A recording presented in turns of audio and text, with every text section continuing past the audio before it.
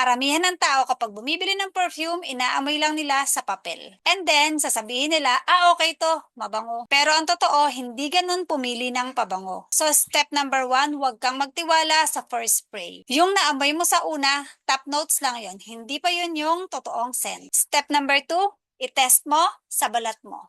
Kasi ang perfume, nag-iiba, depende sa skin mo. Pwedeng mabango sa iba, pero sa'yo, hindi. And then, step number 3, hintayin mo yung dry down. After 30 minutes, doon lalabas yung totoong amoy niya. At doon mo malalaman kung worth it ba o na-hype ka lang. And step number 4, tanungin mo yung sarili mo. Gusto ko ba talaga to o gusto ko lang kasi uso? Kasi ang tamang pagpili ng pabango, hindi yung sikat at hindi rin yung mahal, kundi kung ano ang bagay sa'yo. Yung tipong pag dumaan ka, may magsasabing, wait, ang bango mo.